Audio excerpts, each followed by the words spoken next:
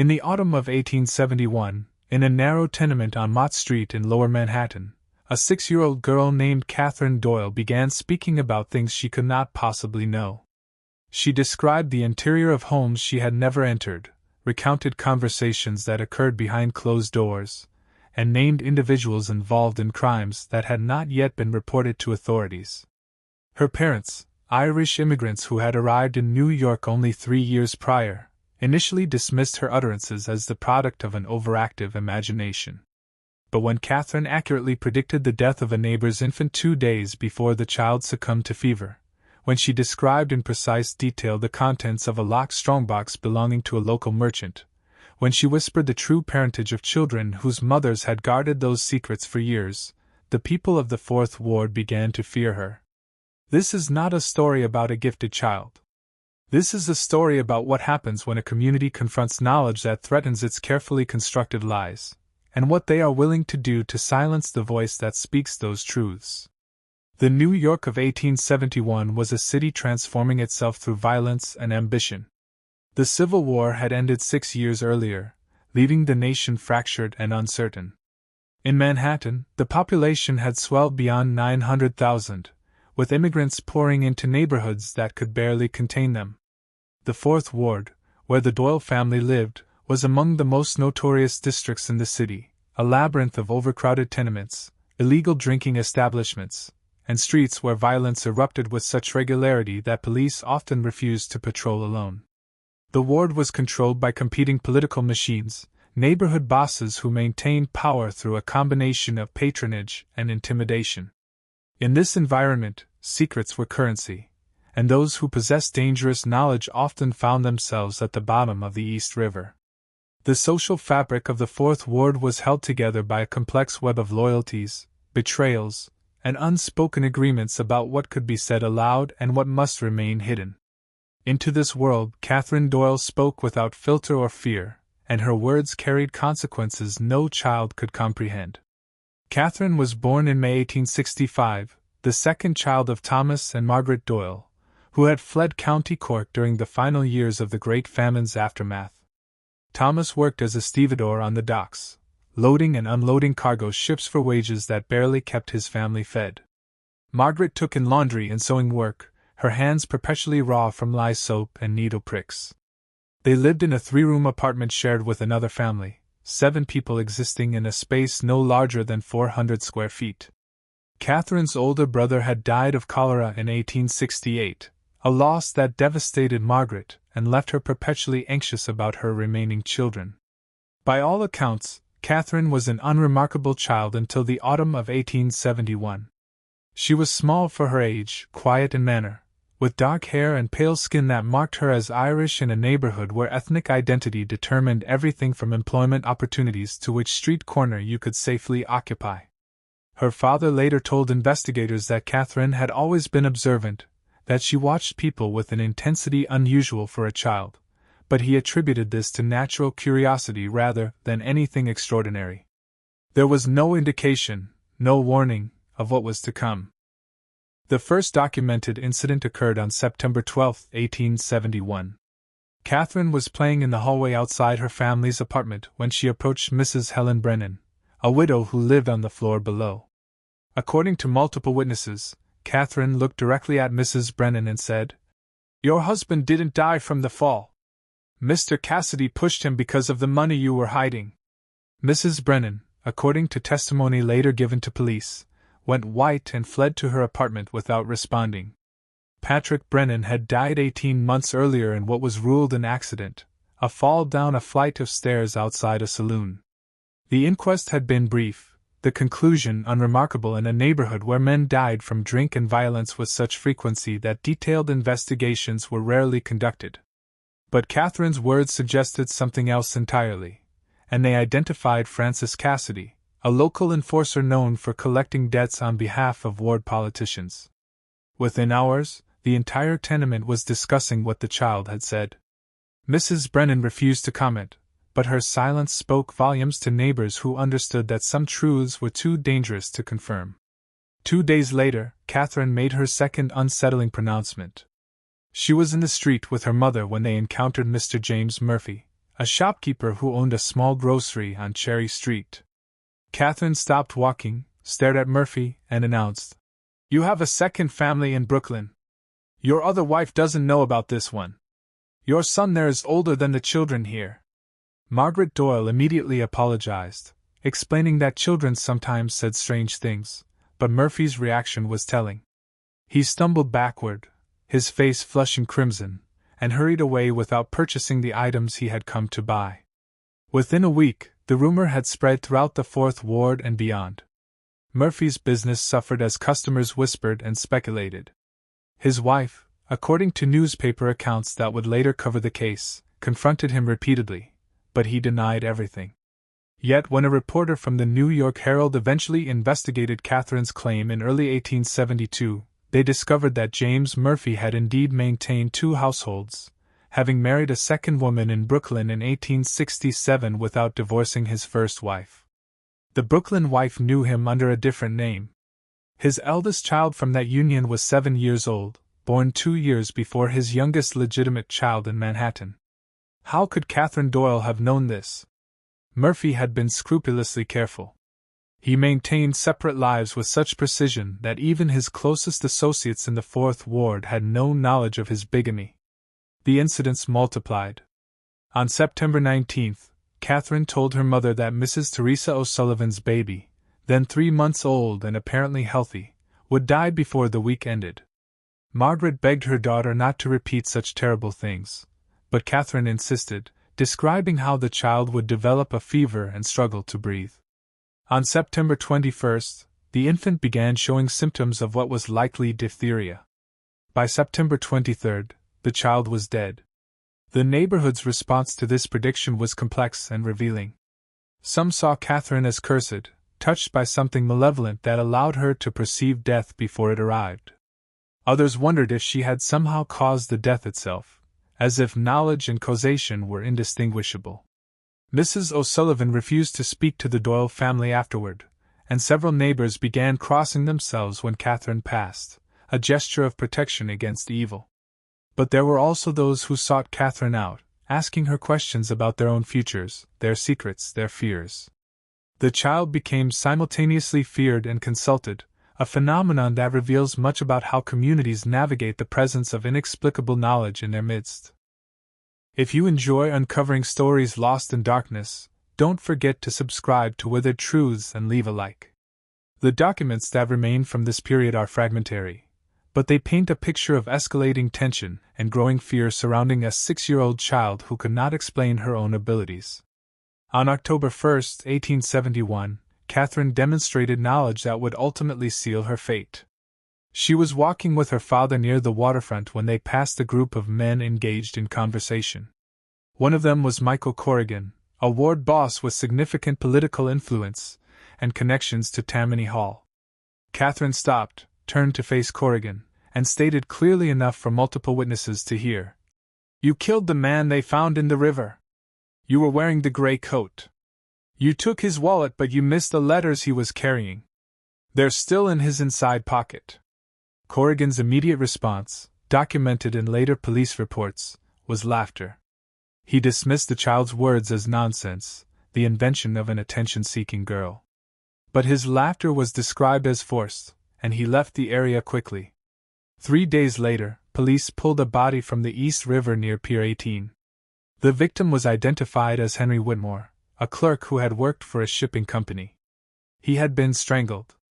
When investigators searched the body, they found letters in an inside coat pocket, precisely where Catherine had indicated. The letters contained evidence of financial fraud involving several prominent businessmen and politicians. Whitmore, it appeared, had been attempting to gather evidence for authorities when he was murdered. The investigation into his death was assigned to Detective William Baxter of the Metropolitan Police, a man with a reputation for persistence and a willingness to pursue cases that others considered politically inconvenient. Detective Baxter interviewed Catherine Doyle on October 7, 1871. His notes from that interview, preserved in the police archives, reveal both his fascination and his unease. Catherine described the murder in detail, the location near a warehouse on South Street, the time of night, the appearance of the killer's clothing. She could not explain how she knew these things. When Baxter asked her directly, Catherine responded, "I just see it. Like remembering something that already happened, but I wasn't there."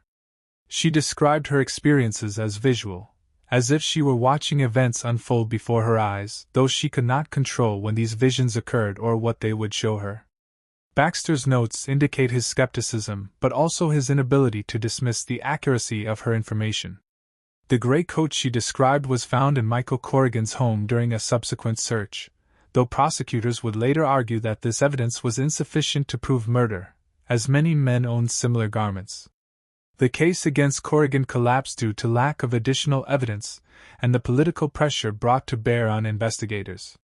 He was never formally charged with Whitmore's death. But in the Fourth Ward, people remembered what Catherine Doyle had said, and they drew their own conclusions about guilt and innocence. The phenomenon of children claiming supernatural knowledge was not unprecedented in 1871. The spiritualist movement had gained significant traction in America following the Civil War, with thousands of bereaved families seeking contact with dead relatives through mediums and seances. The Fox sisters, who had sparked the spiritualist craze in 1848 by claiming to communicate with spirits through mysterious rapping sounds, were still touring the country, though their fame had begun to fade. In this context, Catherine Doyle's abilities might have been interpreted as mediumistic, as a form of communication with the dead or some other supernatural entity. Indeed, several spiritualists from Manhattan's more affluent neighborhoods attempted to meet with Catherine, hoping to study her or incorporate her into their demonstrations. Margaret Doyle refused these requests. She was a devout Catholic, and the Church's position on spiritualism was unambiguous condemnation. To associate her daughter with spiritualist practices would be to invite not only social ostracism within the Irish Catholic community, but also ecclesiastical censure. The Doyle family wanted nothing more than to return to obscurity, but Catherine's pronouncements continued, each one adding to the family's burden of unwanted attention and fear. On October 14, Catherine told her mother about a fire that would occur in a tenement on Water Street. She described which building, which floor, and stated that it would happen after midnight on October 16. Margaret Doyle faced an impossible choice. If she warned the residents of that building and nothing happened, she would be seen as spreading her daughter's madness.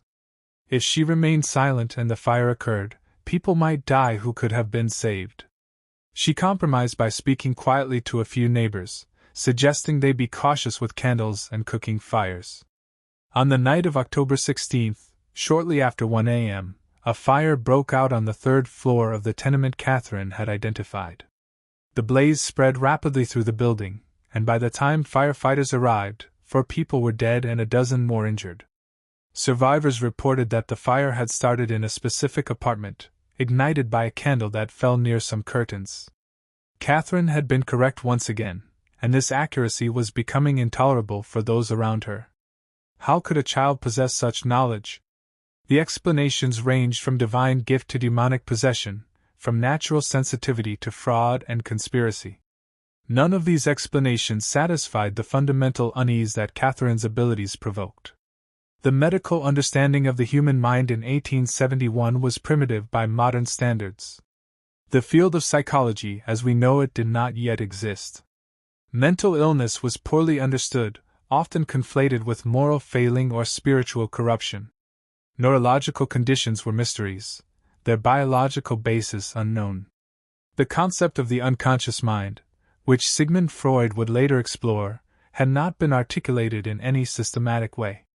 When physicians examined cases of individuals claiming supernatural abilities or knowledge, they often defaulted to diagnoses of hysteria, particularly for women and children, or suggested that the person was suffering from an overactive imagination exacerbated by nervous exhaustion. Some medical professionals in 1871 were beginning to explore the idea that the brain might process information in ways not immediately accessible to conscious awareness, that individuals might observe and retain details without realizing it, creating the illusion of inexplicable knowledge.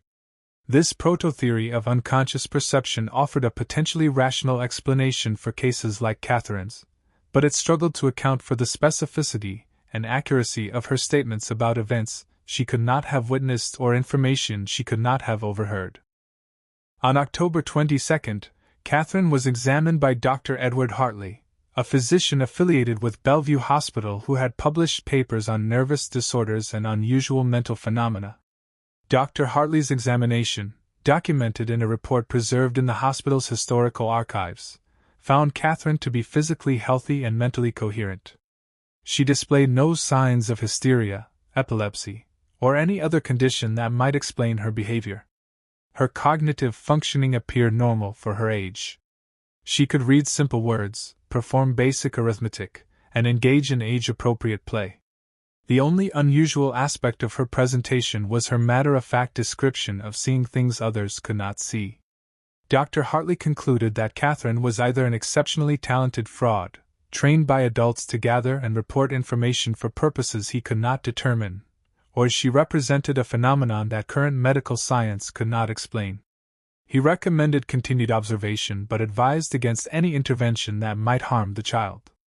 His report noted, somewhat ominously, that children who claimed unusual abilities often faced danger from communities that feared them, and he urged Catherine's parents to consider relocating to protect their daughter. Thomas and Margaret Doyle could not afford to move. They were trapped in the Fourth Ward by poverty and circumstance, and their daughter's reputation was spreading beyond their ability to control it. Share in the comments, what country are you in, and what time is it right now? The question may seem disconnected from Catherine's story, but it speaks to the universality of how communities respond to inexplicable knowledge and those who possess it. By late October 1871, the situation had become untenable. Catherine had made additional pronouncements, each one true, each one exposing secrets that people had carefully guarded. She identified a man who had stolen from his employer. She described an affair between two married individuals in the neighborhood. She predicted a miscarriage, a business failure, a violent altercation between rivals. The accuracy of her statements was no longer in question. What remained was the question of what to do about her. Some residents of the Fourth Ward openly discussed the need to silence the child permanently, though whether these were serious threats or expressions of frustration is impossible to determine from historical records. Margaret Doyle began keeping Catherine inside their apartment at all times, afraid that someone might harm her daughter on the street. Thomas Doyle, according to later testimony, approached several ward politicians and police officers, begging for protection or intervention. He was told repeatedly that there was nothing authorities could do unless someone actually attempted to harm Catherine, and even then, prosecution would be difficult in a neighborhood where witnesses routinely developed convenient amnesia when questioned about crimes. The involvement of Father Dominic Walsh, the priest at St. James Church on James Street, marked a significant turning point in Catherine's story. Father Walsh was a conservative clergyman who viewed the modern world with suspicion and maintained strict adherence to traditional Catholic doctrine. When he learned of Catherine Doyle's abilities, he interpreted them through a theological lens that left little room for ambiguity.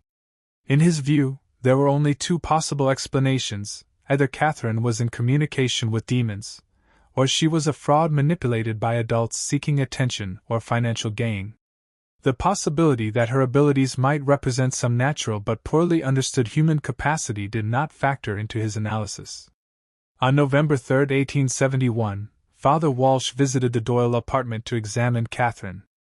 According to Margaret Doyle's later account, given to a reporter in 1889, Father Walsh questioned Catherine extensively about how she acquired her knowledge. When she could not provide an explanation that satisfied him, when she insisted that she simply saw things without understanding how or why, he declared that she was likely influenced by malevolent spiritual forces. He recommended exorcism, a ritual designed to expel demons from a possessed individual. The practice of exorcism in the Catholic Church in 1871 was less formalized than it would later become.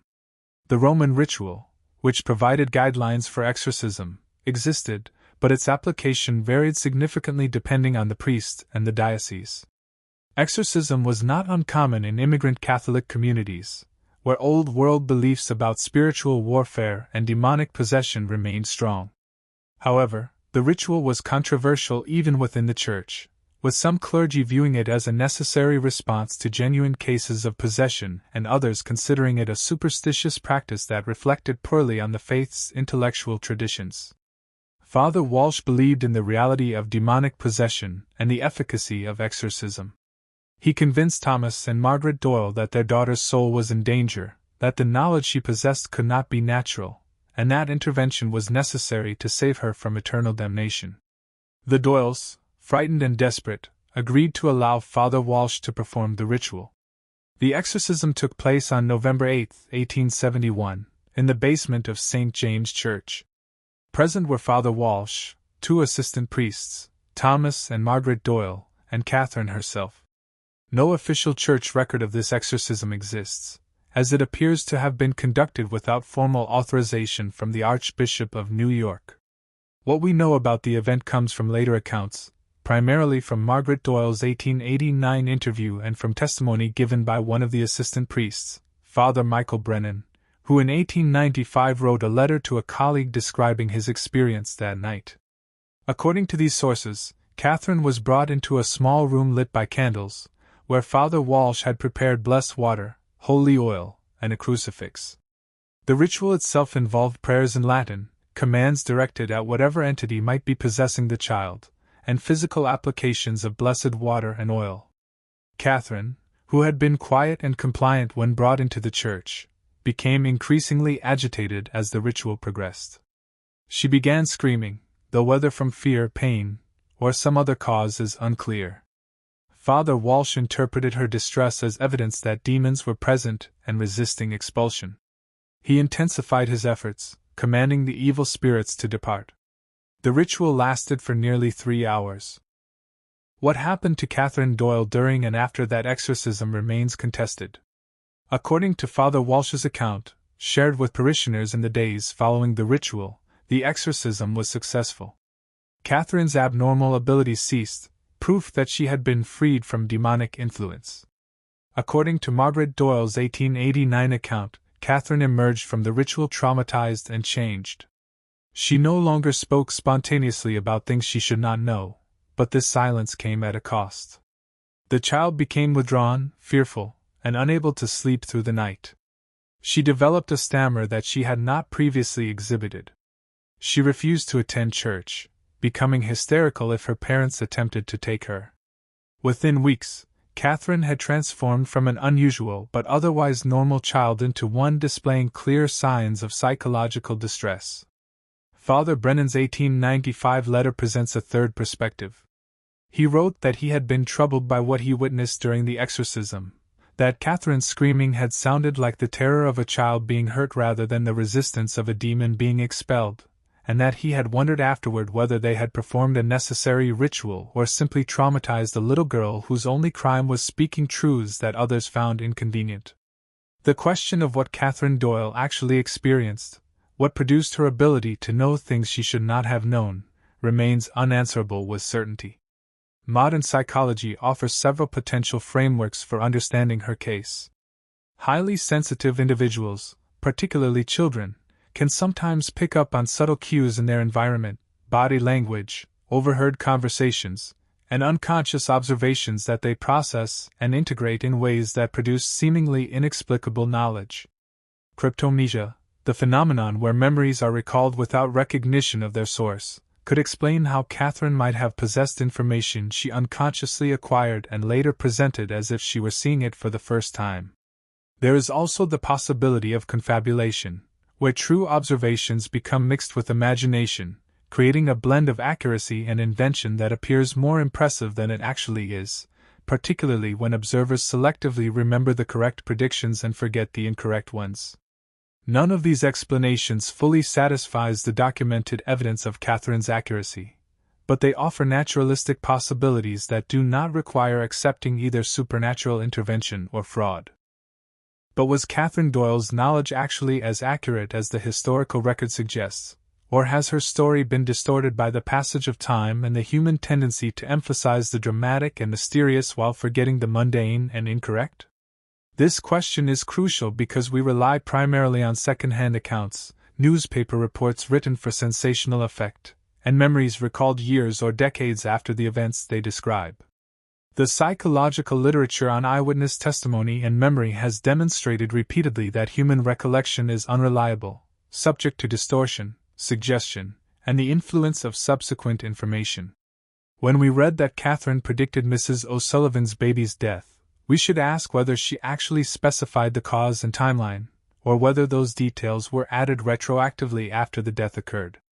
When we read that she identified Michael Corrigan as the killer and described details about letters in an inside pocket, we should question whether these specifics were truly stated in advance or whether the story was embellished after the body was discovered. The problem with historical cases like Catherine's is that we cannot go back and examine the evidence with the rigor we would apply today. We cannot interview witnesses separately, check their accounts against each other, or investigate potential alternative explanations. We are left with a fragmentary record that may or may not reflect what actually happened. Yet even if we assume that Catherine's abilities were less impressive than reported, that some predictions were forgotten because they proved false, that some accurate statements were the result of lucky guesses or information obtained through ordinary means, we are still left with a child who was subjected to exorcism, who was feared by her community, and who was ultimately silenced through methods that would today be recognized as psychological abuse. The truth of what Catherine could or could not know is almost secondary to the question of how society responded to the perception of her abilities.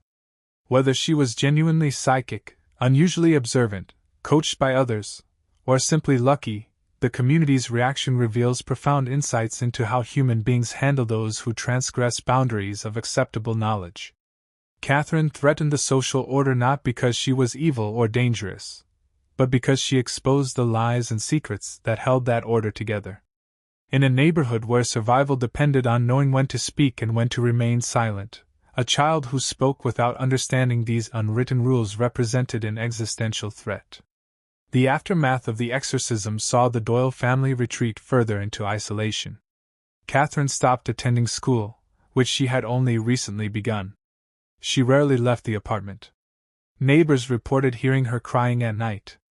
Margaret Doyle, who had previously been an active member of St. James Parish, stopped attending Mass regularly. Thomas Doyle continued working on the docks, but his reputation had been damaged by association with his daughter's strangeness. In December 1871, the family received an eviction notice from their landlord, who claimed they had fallen behind on rent. Thomas disputed this, arguing that he had paid in full, but without receipts or documentation, he had no way to prove it. The eviction was almost certainly motivated by the landlord's desire to rid his building of a family that had become a source of tension and unwanted attention. The Doyles moved to a cheaper apartment in the 6th Ward, a neighborhood slightly less congested than the 4th Ward but still marked by poverty and violence. The relocation provided some relief from the immediate scrutiny of their former neighbors, but it could not undo the damage that had been done. In early 1872, Catherine's case attracted the attention of Dr. George Beard, a neurologist and one of the founding figures of American neurology. Beard was interested in unusual mental phenomena and had written about cases of individuals claiming telepathic abilities, prophetic visions, and other experiences that challenged materialist explanations of mind.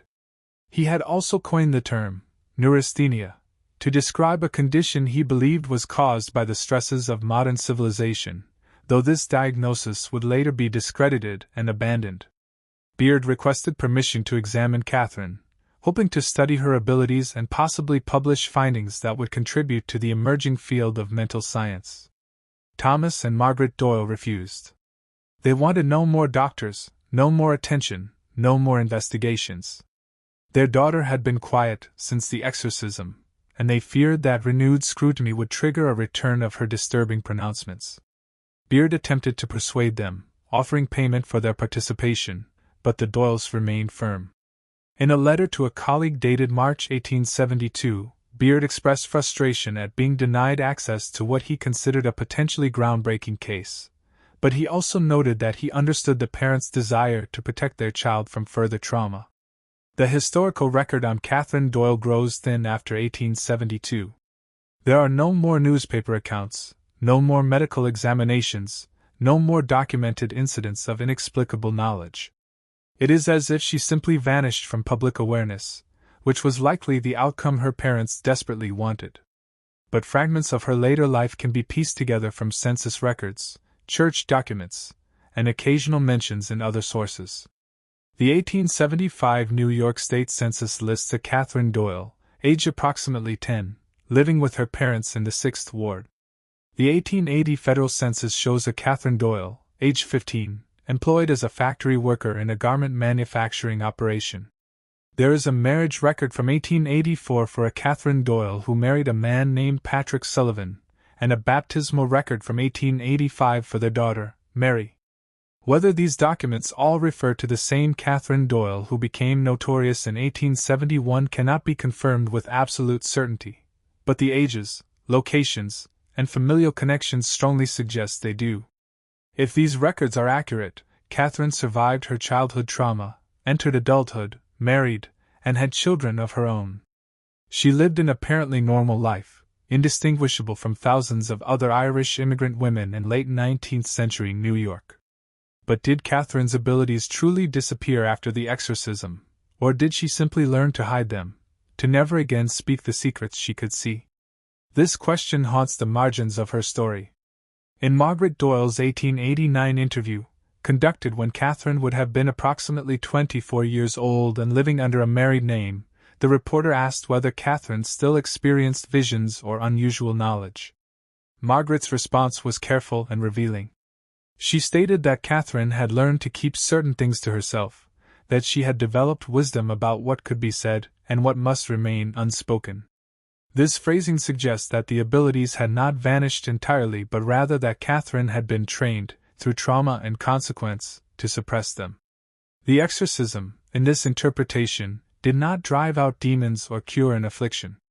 It taught a child that speaking truth was dangerous, that knowledge could be a curse, and that silence was the only path to safety and acceptance. If this reading is correct, Catherine Doyle lived the rest of her life carrying knowledge she could never share, watching events unfold that she could have warned against, knowing secrets that would die with her. The broader cultural implications of Catherine's story extend beyond her individual experience. The late 19th century was a period of profound tension between emerging scientific worldviews and traditional religious explanations for phenomena that defied easy categorization. The spiritualist movement represented one attempt to bridge this gap, claiming that communication with the dead was a natural phenomenon that could be studied and verified through systematic observation. Mainstream science was skeptical but not entirely dismissive, and several prominent researchers conducted investigations into mediumistic claims, hoping to either validate or debunk them. The Catholic Church, by contrast, viewed spiritualism as heretical and dangerous, a gateway to demonic influence. In this context, Catherine Doyle became a battleground for competing interpretations of reality. Was she a medium, a neurological anomaly, a fraud, or a child possessed by demons? Each explanation carried implications not just for Catherine herself but for broader questions about the nature of consciousness, the existence of supernatural forces, and the boundaries of legitimate knowledge. The treatment of children who displayed unusual abilities or behaviors in the 19th century was often harsh and reflects a fundamental misunderstanding of childhood psychology and development. Children were not viewed as fundamentally different from adults in their cognitive and emotional functioning but rather as smaller, less developed versions of adults who required strict discipline to shape their character. Unusual behavior was interpreted as willfulness or moral failing rather than as a possible symptom of underlying distress or difference. The concept of childhood trauma and its long-term psychological effects was not yet understood. When Catherine emerged from the exorcism changed and frightened, the adults around her likely interpreted her symptoms as evidence that the ritual had been necessary and effective rather than as signs that she had been harmed by the experience. The idea that subjecting a 6-year-old to 3 hours of intense religious ritual, designed to combat demonic forces within her, might constitute psychological abuse would have struck most people in 1871 as absurd.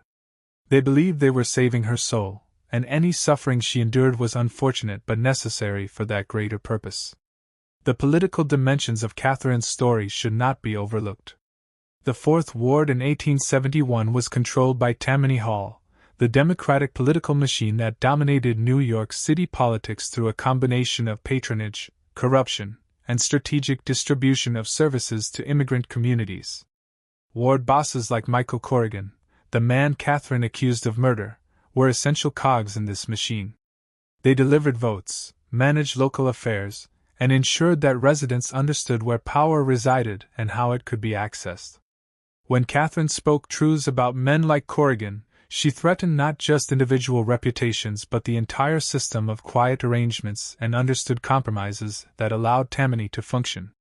The murder she described, if true, was likely connected to the political and financial networks that ran the city. Henry Whitmore, the victim, had been gathering evidence of fraud. His death served the interests of powerful men who could not afford exposure. A child's testimony, no matter how accurate, could not compete with the political machinery that protected those men. The investigation into Whitmore's murder was abandoned not because evidence was lacking but because pursuing it would have required challenging entrenched power structures that investigators knew they could not overcome. Could Catherine have been coached, her abilities manufactured as part of some elaborate scheme? This explanation has appeal because it provides a rational alternative to supernatural or extraordinary perceptual abilities. If Catherine was being fed information by adults who wanted to expose crimes, blackmail individuals, or create chaos in the Fourth Ward for their own purposes, her accuracy becomes far less mysterious. The problem with this theory is practical implementation. To know the details Catherine reported, her handlers would need access to an enormous range of private information, including murder details known only to the killer, private financial arrangements, secret marriages, and impending deaths from illness. They would need to coordinate their information gathering and feed it to Catherine in ways that she could seamlessly repeat without revealing the source. They would need to do all this while living in the same crowded tenements as everyone else, with no privacy for clandestine meetings and constant surveillance from neighbors who were intensely interested in their family. Is such a conspiracy possible? Yes. Is it likely? The logistics seem nearly impossible. Moreover, if adults were using Catherine as a tool for their own purposes, we would expect to see some attempt to monetize her abilities, to extract concessions or payments from those she exposed. There is no evidence of such activity. The Doyle family gained nothing from Catherine's pronouncements except fear, isolation, and eventual displacement. Another possibility that deserves consideration is that Catherine was experiencing some form of dissociative state, or altered consciousness when she made her pronouncements. Dissociative disorders can cause individuals to access information or display behaviors that seem disconnected from their normal functioning. In some documented cases, people in dissociative states have demonstrated abilities or knowledge that they cannot access in their normal consciousness. However, dissociative disorders in children are typically associated with severe trauma, particularly repeated abuse. There is no indication in the historical record that Catherine suffered such abuse before her abilities manifested, though the absence of evidence is not evidence of absence. It is possible that she experienced trauma that was never documented or that she had some underlying neurological condition that produced altered states without obvious external cause. Modern medicine recognizes conditions like temporal lobe epilepsy, which can cause unusual perceptual experiences and sometimes allows individuals to demonstrate knowledge that seems inexplicable. Whether Catherine suffered from such a condition is impossible to determine without access to the person herself and modern diagnostic tools. The ethical dimensions of Catherine's story resonate across time. When we encounter someone who possesses knowledge they should not have, knowledge that exposes our secrets and threatens our carefully constructed social facades, how do we respond?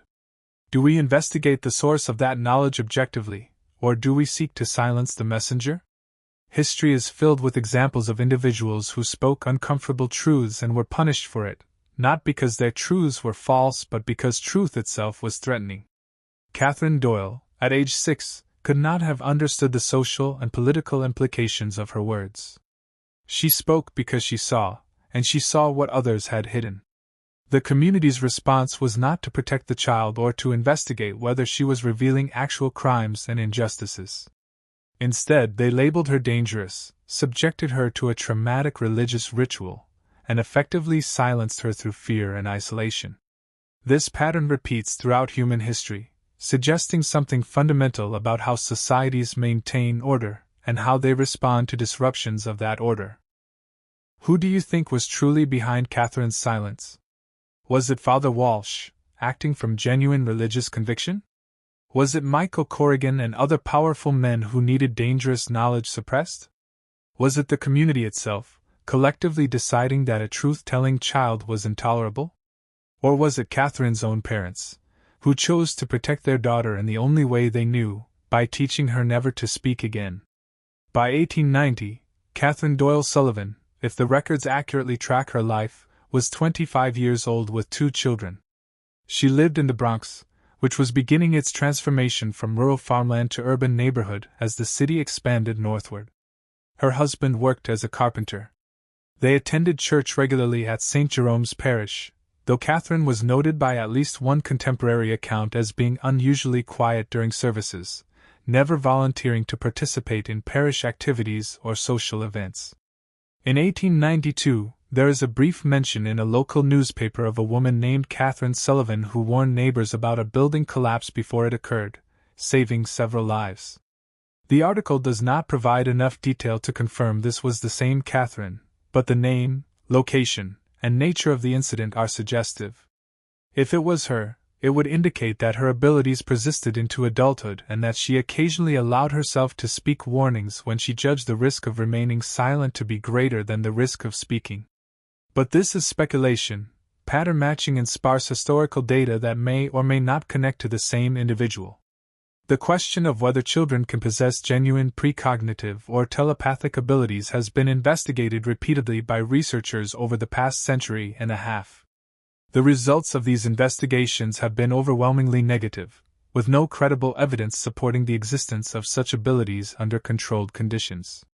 Studies that initially appeared to show positive results have failed to replicate, or have been found to contain methodological flaws that compromise their conclusions. The scientific consensus, built on extensive testing and analysis, is that claimed paranormal abilities are the result of some combination of fraud, self-deception, statistical misunderstanding, and the human tendency to find patterns and meaning in random events. From this perspective, Catherine Doyle's case must be understood as either fraud, though the mechanics of such fraud seem implausible, or as a historical legend that grew in the telling, with accurate details being embellished and inaccurate predictions being forgotten until what remains is a distorted account that bears little resemblance to what actually happened. Yet scientific consensus, no matter how well established, does not automatically invalidate individual experiences that fall outside its explanatory framework. The history of science is filled with phenomena that were once dismissed as impossible, until evidence forced a revision of understanding. Continental drift was rejected by the geological establishment for decades. The existence of meteorites was denied by leading scientists who could not accept that rocks fell from the sky. Ulcers were attributed to stress and diet until researchers proved that bacteria were the primary cause, overturning decades of medical certainty. These examples do not prove that Catherine Doyle possessed genuine paranormal abilities, but they suggest humility when confronting reports that challenge current scientific models. The question is not whether we should abandon scientific skepticism, which remains our most reliable tool for understanding reality, but whether we should recognize the limits of that skepticism when applied to historical cases where evidence is fragmentary and where the complexity of human consciousness may exceed our current capacity to fully comprehend it. The disappearance of Catherine's story from public consciousness after 1872 reflects broader patterns in how societies handled disruptive narratives.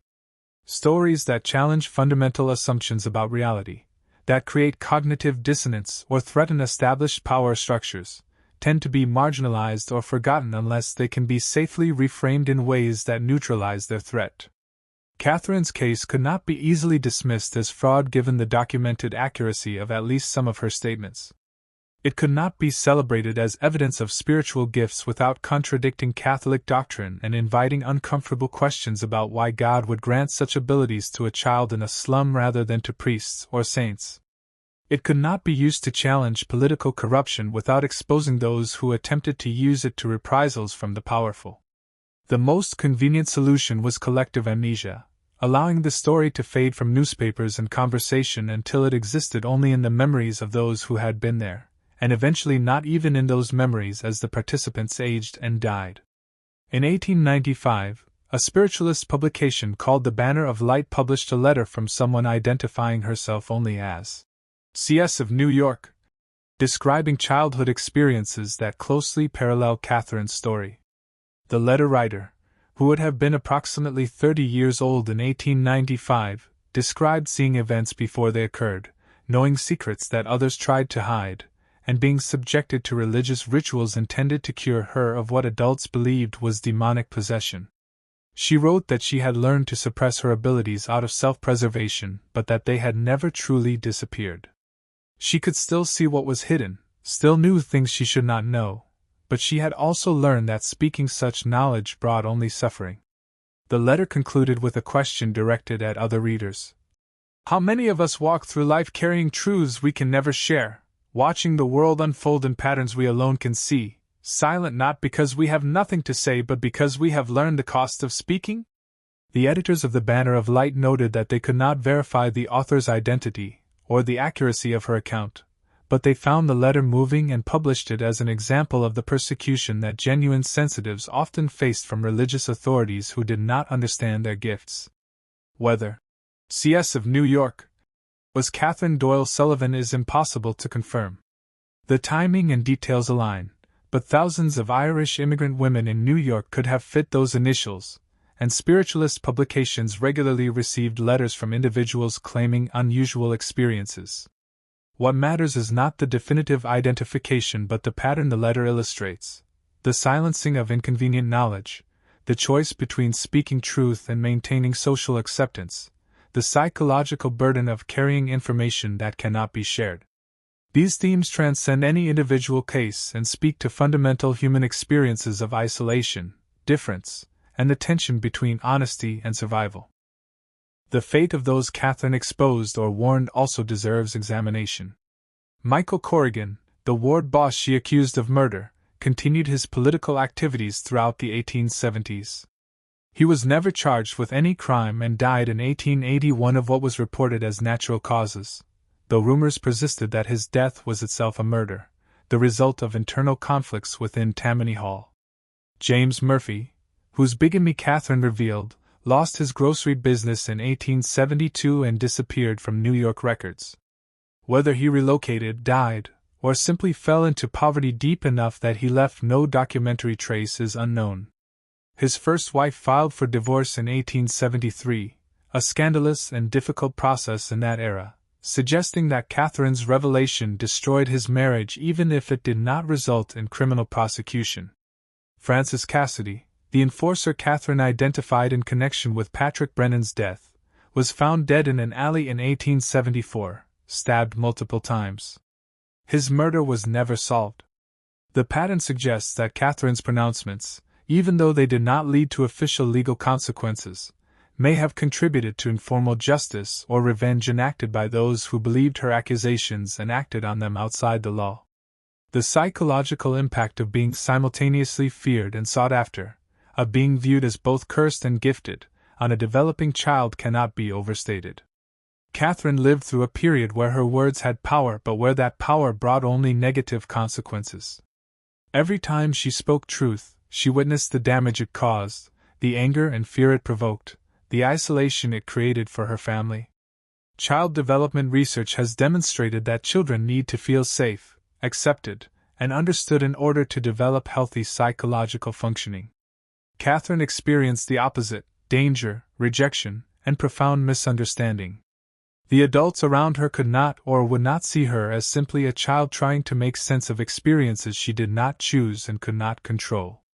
Instead, they saw her as a problem to be solved, a threat to be neutralized, or a phenomenon to be studied.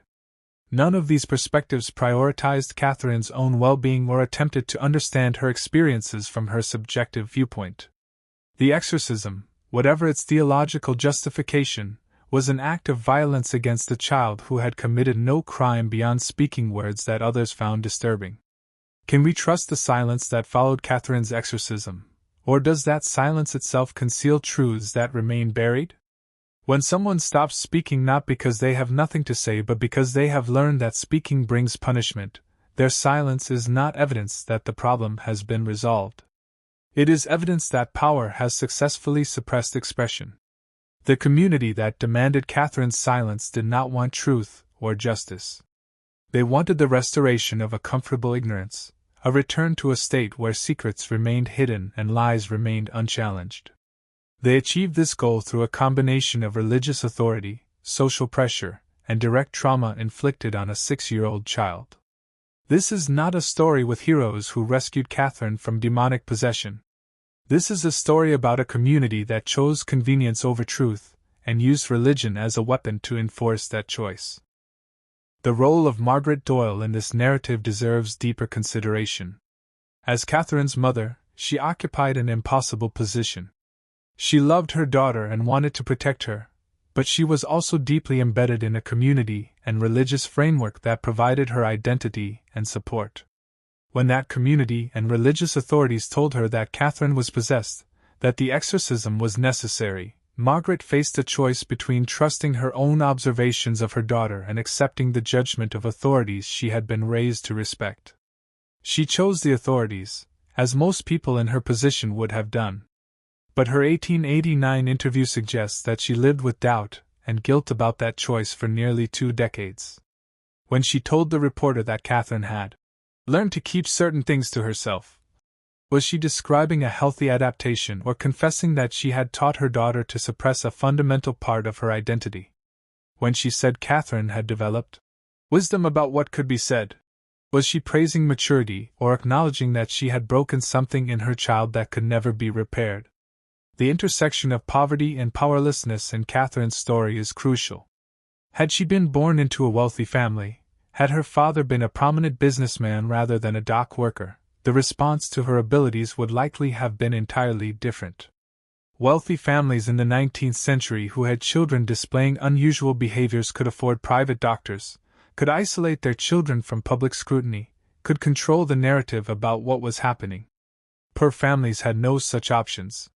They lived in crowded tenements where privacy was impossible, where neighbors witnessed everything, where reputation was one of the few forms of capital they possessed. When Catherine's pronouncements threatened that reputation, when they brought unwanted attention from police and journalists, the Doyle family had no resources to manage the situation. They could not move to a different city or send Catherine away to a private institution where she might have been studied more carefully and treated more gently. They were trapped by their economic circumstances and forced to accept whatever solution the local religious and community authorities imposed. The question of what happened to Catherine between her childhood notoriety and her adult obscurity remains partially unanswered. Did she attend school after the family moved to the 6th Ward? Did she have friends, or did her reputation follow her and keep her isolated? Did she experience her teenage years with the normal concerns and developments of adolescence, or was she perpetually marked by her early experiences? The absence of documentation suggests an unremarkable life, but remarkable things often leave no record when they occur among the poor. Millions of people lived and died in 19th-century New York, leaving barely a trace in the historical archive beyond census entries and vital records. Catherine was likely among them, either famous enough to generate continuous documentation nor wealthy enough to preserve family papers and correspondence that might reveal her private thoughts and experiences. In 1901, the New York State Legislature passed a law regulating the practice of fortune-telling and clairvoyance, making it illegal to charge money for predictions or claims of supernatural knowledge. The law was aimed primarily at fraudulent mediums who exploited bereaved families, but it also reflected growing skepticism about spiritualism and increasing confidence in scientific materialism as the proper framework for understanding reality. By the turn of the 20th century, the spiritualist movement that had flourished in the decades following the Civil War was in decline, unable to produce the consistent, verifiable evidence that would have validated its claims. The Fox sisters, who had started it all, had admitted their original phenomena were fraudulent, though they later recanted those admissions. The cultural moment that might have seen Catherine Doyle as a gifted sensitive had passed, replaced by an era that would see such claims as either fraud or delusion, requiring psychiatric intervention rather than exorcism. Catherine Doyle Sullivan died in 1918, during the influenza pandemic that killed millions worldwide. She was 53 years old. Her death certificate lists influenza as the cause and notes that she was survived by her husband and 3 adult children. There is no obituary, no memorial notice, nothing to distinguish her death from the thousands of others occurring during that terrible autumn. The woman who had once spoken secrets that terrified a neighborhood, who had predicted deaths and exposed hidden crimes, who had been subjected to exorcism and silence, died quietly and unremarked. Her grave, if it can still be located, is in Calvary Cemetery in Queens, marked by a simple stone bearing her married name. Nothing on that stone indicates the extraordinary events of 1871 or the decades of silence that followed. She is remembered, if at all, only as one more Irish immigrant woman who came to America, raised a family, and died during a pandemic. Her story, like so many stories of the poor and marginalized, nearly vanished entirely from history. But fragments remain, enough to reconstruct the outline of what happened and to ask questions that still have no satisfactory answers. Was Catherine Doyle genuinely able to perceive things beyond normal sensory experience, or has her story been so distorted by time and retelling that we cannot distinguish fact from legend? The evidence is insufficient to answer definitively. What we can say with certainty is that a community confronted a child whose words threatened their secrets, and chose to silence her rather than investigate whether those secrets should remain hidden. We can say that religious and social authorities used their power to suppress a voice that spoke inconvenient truths, justifying their actions through theological frameworks that conveniently aligned with the interests of the powerful. We can say that a 6-year-old child became a casualty of the clash between knowledge and ignorance, between truth and comfortable lies, between the inexplicable and the need for certainty. If you had known the truth, would you have stayed silent? This is the question Catherine's story ultimately poses. Not whether she truly possessed supernatural abilities, not whether the exorcism was theologically justified, but what we do when confronted with knowledge that threatens the social order we depend on for our own survival. Do we speak, risking everything for the sake of truth? Do we remain silent, preserving our safety at the cost of complicity? Or do we, like Catherine, learn through bitter experience that there are truths too dangerous to tell and that wisdom sometimes means knowing when to close our mouths even as we open our eyes? The fourth ward that Catherine knew no longer exists. Urban renewal projects in the 20th century demolished most of the old tenements, replacing them with housing projects and commercial developments. The narrow streets where she walked, where neighbors whispered about her abilities and crossed themselves as she passed, are now wider and cleaner, inhabited by new generations who know nothing of the crowded, violent, secretive world their neighborhood once was. St. James Church, where the exorcism took place, was closed in 2005 and later converted to residential use. The building still stands, but its function has changed, and whatever spiritual authority it once held has dissipated. The physical spaces that contained Catherine's story have been transformed or destroyed, leaving only archival documents, newspaper clippings, and the fading memories preserved in letters and interviews as evidence that any of it happened at all.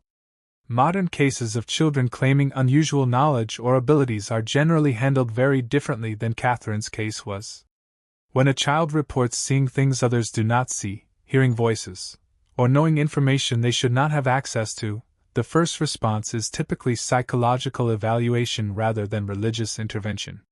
Child psychologists understand that unusual perceptual experiences can result from a variety of causes including trauma, neurological conditions, stress, or the normal imagination of childhood interpreted too literally by adults. There is recognition that children's cognitive development sometimes produces experiences that seem inexplicable but that have natural explanations. There is also awareness that subjecting children to intense religious rituals or labeling them as possessed can cause severe psychological harm regardless of whether their experiences have supernatural causes. In this sense, Catherine's story serves as a cautionary tale about the dangers of interpreting childhood experiences through rigid ideological frameworks rather than approaching them with curiosity, compassion, and scientific rigor. Yet we should be careful not to assume that modern approaches are necessarily more enlightened or humane. Contemporary children who report experiences that deviate from accepted reality may not face exorcism, but they may face psychiatric hospitalization, medication with powerful drugs, and social stigmatization as mentally ill. The form of control has changed, but the underlying impulse to normalize, to eliminate difference, to ensure that children conform to expected patterns of perception and behavior remains strong. Whether we explain unusual experiences through demons or through brain chemistry, whether we respond with holy water or with pharmaceuticals, the goal is often the same: to make the different child become like everyone else, to silence the voice that speaks from outside the accepted consensus about what is real and knowable. Catherine's story reminds us to question not just the specific methods used to control and silence her, but the impulse behind those methods, an impulse that persists across cultures and eras. The question of causation in Catherine's case remains endlessly debatable. Supernatural explanations require accepting the existence of phenomena that have never been demonstrated under controlled conditions, and that contradict our understanding of how information and causation work. Natural explanations require explaining away the documented accuracy of her statements through some combination of coincidence, unconscious observation, faulty memory, and embellishment, which is possible but requires positing a long series of fortunate circumstances. What we are left with is ambiguity, the inability to know for certain what Catherine experienced, or how she obtained her knowledge. This ambiguity is uncomfortable because humans prefer clear answers, definitive explanations that allow us to file events into categories and move on. Catherine's story refuses to be filed neatly away. It remains at the border between the explainable and the inexplicable, forcing us to confront the limits of our knowledge and the possibility that reality might be stranger and more complex than our current frameworks can accommodate. The silence that enveloped Catherine after 1871 was not just her own. Her parents rarely spoke of those events. Neighbors who had witnessed her pronouncements found other things to discuss. Even Father Walsh, who had performed the exorcism, mentioned it only rarely in later years according to church records. It was as if everyone involved had made an unspoken agreement to pretend it had never happened, to restore the appearance of normalcy through collective forgetting. This social amnesia is powerful and common. Communities regularly suppress memories of events that are too disturbing, too complicated, or too threatening to their self-image. They create silences around certain topics and teach each generation to maintain those silences, until eventually what happened is forgotten not through natural passage of time but through active choice not to remember. Catherine's story survived only because a few fragments slipped through the silence, because her mother broke the code of forgetting in an 1889 interview, because journalists filed away clippings that were later preserved in archives. Without these accidents of preservation, we would know nothing of what happened to a 6-year-old girl in Lower Manhattan in 1871. The political context of 1871 deserves final emphasis. This was the year that the Tweed Ring, the corrupt alliance of politicians and businessmen who controlled New York City government, began to collapse under the weight of investigations and exposures. William Marcy Tweed, the boss of Tammany Hall, would be arrested in October 1871 on charges of corruption. The newspapers were filled with revelations about fraudulent contracts, stolen public funds, and the mechanics of machine politics. In this environment, a child who spoke truths about crimes and secrets was both more dangerous and less remarkable than she might have been in other eras. Dangerous because the powerful were already under attack and could not afford additional exposures. Less remarkable because revelations of wrongdoing had become so common that one more source, even a mysterious one, might have seemed less extraordinary than it would in more stable times. Catherine's case occurred at a moment when the city was being forced to confront the corruption at its heart, and her silencing can be understood as part of the broader effort by those who benefited from that corruption to maintain control despite mounting evidence of their crimes. In the end, we are left with questions more than answers. Did Catherine Doyle possess genuine abilities that allowed her to perceive hidden truths? Or was her story exaggerated and distorted until it bore little resemblance to what actually happened? Did the exorcism silence her by traumatizing her into fearful compliance?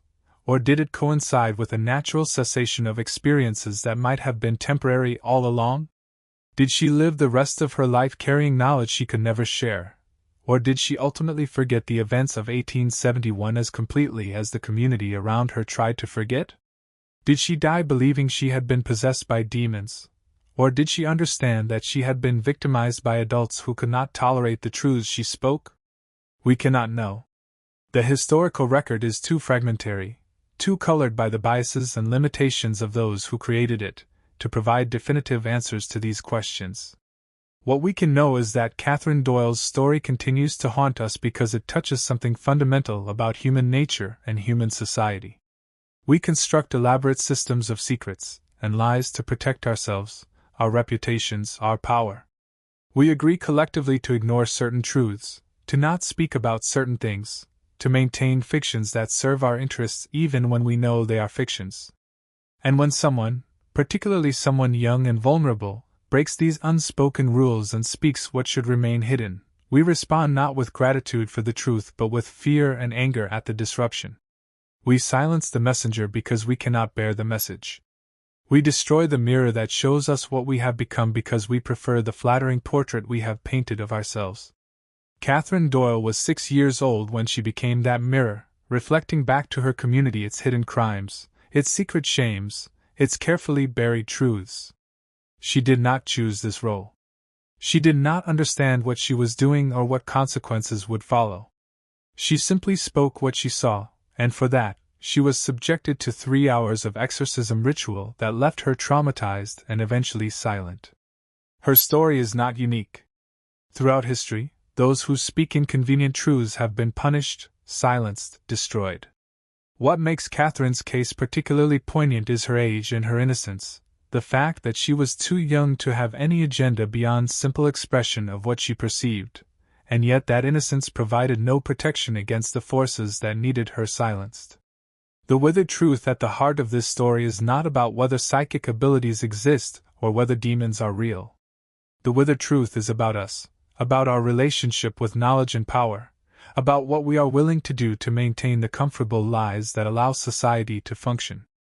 Catherine Doyle died in 1918, her secrets untold, her abilities suppressed or forgotten, her story reduced to fragments in dusty archives.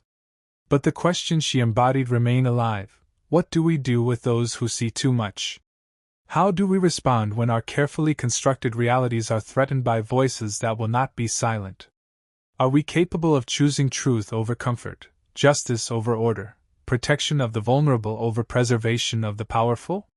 Or are we, like the community that silenced Catherine, too invested in our own myths to tolerate those who would expose them?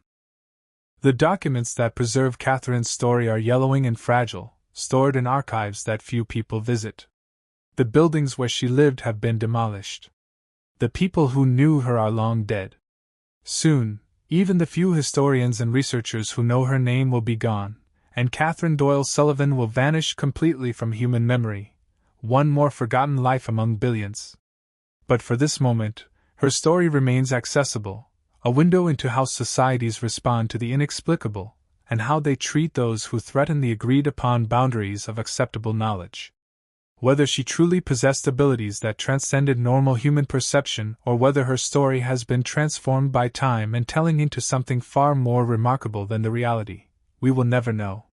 What we do know is that a child spoke, and a community chose silence. That choice, and the violence required to enforce it, tells us everything we need to know about how truth is valued when it conflicts with power, and how easily even the most remarkable voice can be extinguished when it threatens those who control the narrative of what is possible and what can be spoken aloud.